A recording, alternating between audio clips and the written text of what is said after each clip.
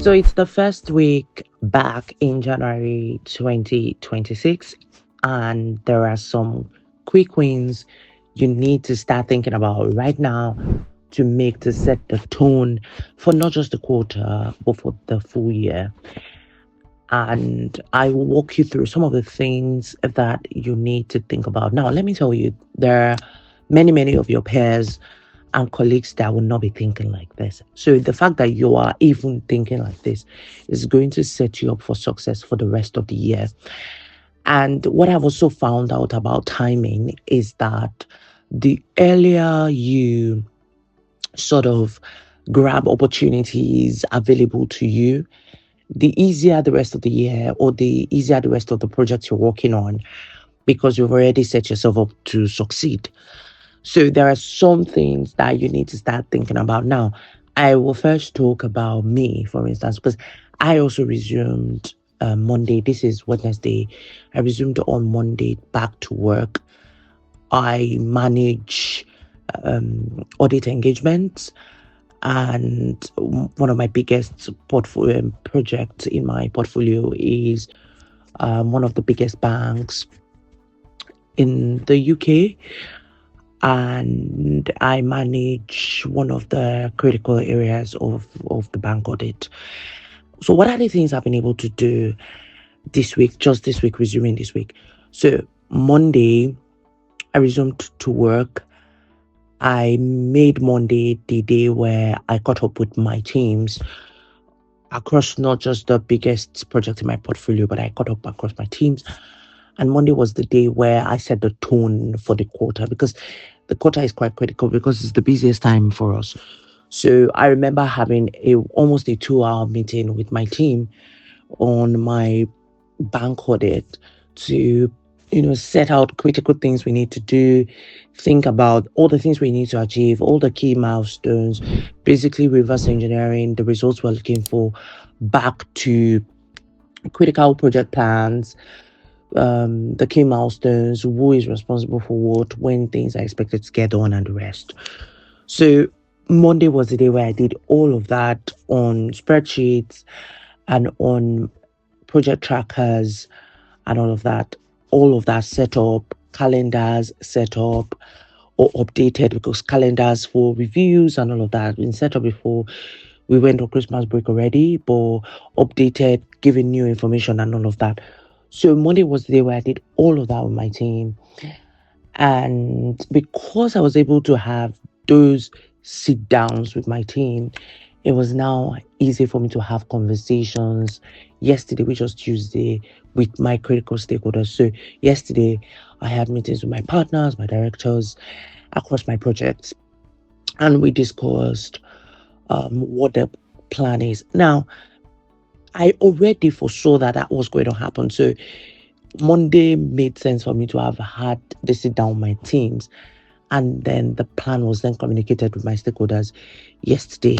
So it was quite seamless. And the good thing about it is when we went into the meetings with my stakeholders yesterday, and so basically, it is a typical weekly meeting, but we then used the meeting for yesterday as this is the plan for the busiest time of the year and all of that. So we presented that. It was a beautiful meeting because by the time we were done, it was just well done team, you're doing well, you've got it under control.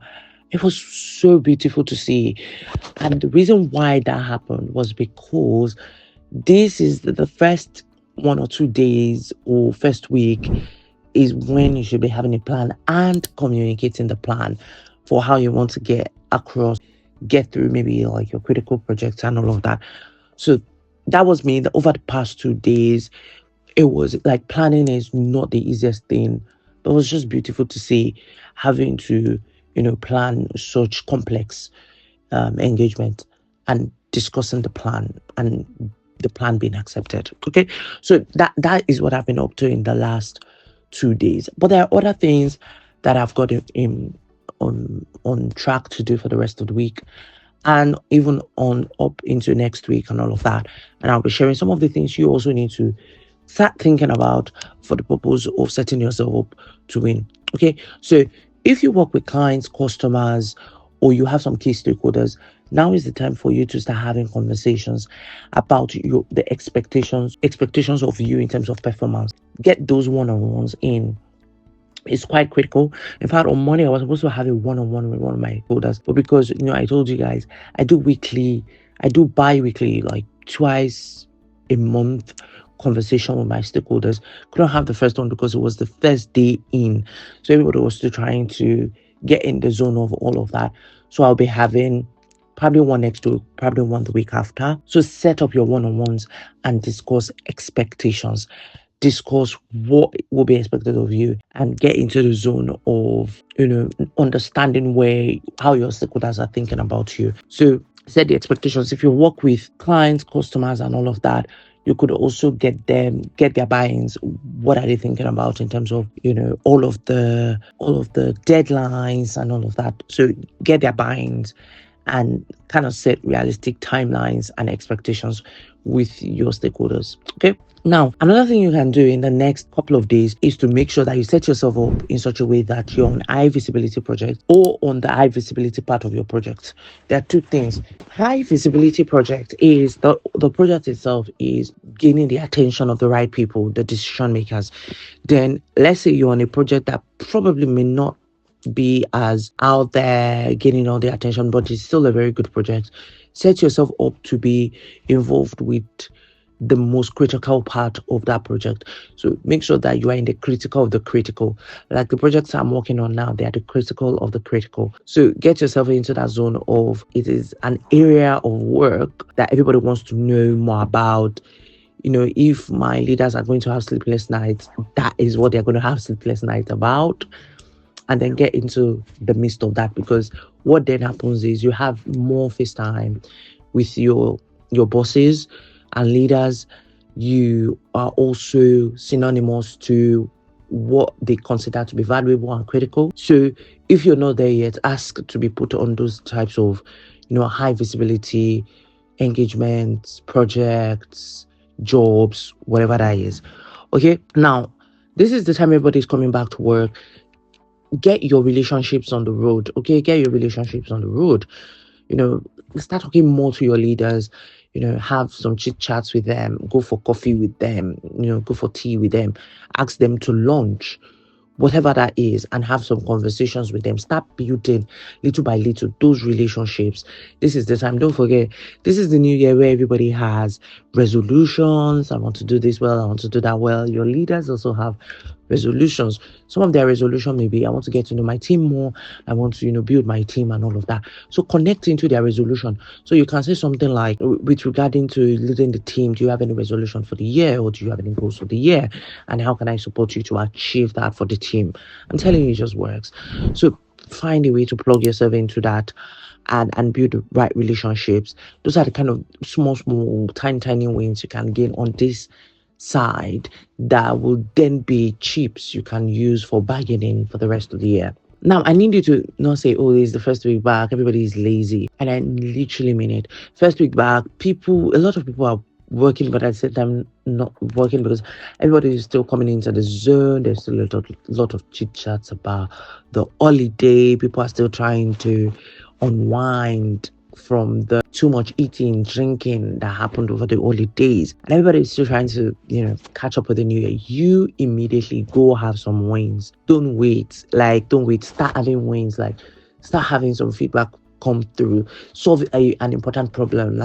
Look around and say, okay, what is the most important problem right now on my team that I could solve? Go to town and quickly solve one, bring one win home before this week runs out. Bring one win home. It sets you up on the right path, and just sort of nudges you towards a winning streak. So think about it. Okay, what can I really win for my team this week? And just go to town and go do that for yourself. Okay, I would also say that in your areas of work, right, think about at least one thing you can automate this week, next week. Think about, and especially things you've been doing probably manually from time to time. Think about automating it. Think about creating maybe some form of SOP for something that you probably have been doing manually. That can be a win for you and the team. So think about it. It can be maybe in the minutes of your meetings at work. It can be maybe in the way you produce your reports. It can be just about anything. And the use of technology is wild these days. So think about how to use technology to gain one automation win. And when you do that, it's not just, oh, I've won. Using technology, it is also communicating what you found out to your team, so everybody can kind of understand that you started thinking more efficiently for the team. Okay, so think about that. So again, like I say, I put in my bi-weekly check-ins anyways, so you put in your own as well. This is the time to be proactive. Get in the diaries of your stakeholders and get some meetings in for you to manage your career over the course of the quarter. This is the time for you to start thinking about that. I would also say this is the time for you to build your LinkedIn presence. It's quite critical that you do. LinkedIn is not just, oh, I don't want to be an influencer. LinkedIn is an opportunity for you to build visibility for your career, where people will find you. I made an ex post where I said I took a snip of a message I got from a recruiter, and that is not the only recruiter. I mean, the recruiters camp in my DM. They come into my emails. They're asking me already opportunities you could take. When are you going to be ready to take those opportunities and all of that? So LinkedIn is not only being an influencer. You want to change your job this year, you just need to put yourself out there so that recruiters can start reaching out to you. I tell you, like, with a couple of posts, you would see, especially if your LinkedIn is optimized enough for it, they will start coming into your DM. Some people are going through their hard process of applying. Recruiters will be in your DM, and you would have to be the one sending them on errands. And because obviously, if so, for someone like me, for instance, if I get a job, if a recruiter helps me get a job, okay, I go through all the interview process and all of that, they will be paid thousands of pounds for just recruiting me, helping recruit me. They will be paid thousands of pounds. And that's why they will sit in my DM and in my emails, and they just want to fit me in. Sometimes they get paid as much as a particular percentage of my annual salary, in which case they will be, going away with quite a bit.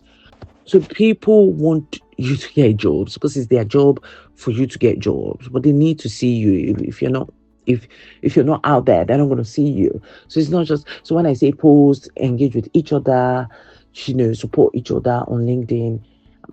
I'm not. It will literally change your life if you do it well. If you do it right, it will change your life. So pay attention to that. Okay, just network across your organization. The networking you're doing shouldn't just be with your immediate team. You should also be thinking about other cross-loss teams, other departments, units, and all of that. Network around. You just never can tell. There may be an opportunity in another unit. I made a post. I made a video on X, and I think in that video, I was talking about visibility in large organizations and how you can position yourself for visibility. And there was this comment that someone made, and the person said that if not because they networked across different departments and got an opportunity to do a secondment opportunity to another department. So half of their time they were spending in their own department, and the other half they were spending in another department. What then happened, I think, last year was that everybody in their unit was let go. In this person's unit was let go. But because they were already serving in another unit, they just completed their transfer to another unit. So it's quite critical that you network across your organization.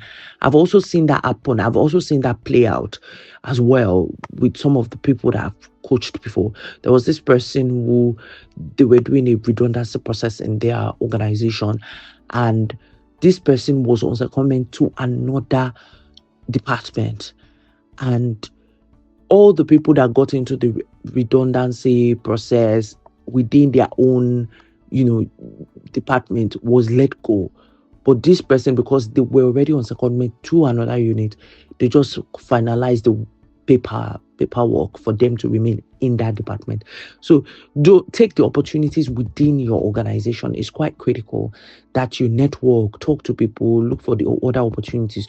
Don't just stay in one place and just sit down there, because if management decides that, oh, do we really need, especially in this day and age of AI technology and all of that, you can't just sit in a place and continue to do the same thing over and over and over again. You need to think more instinctively, and you need to be doing future relevant work, and you need to be thinking about automation, AI, leveraging people, networking, and all of that. So I hope this blesses you. Enjoy.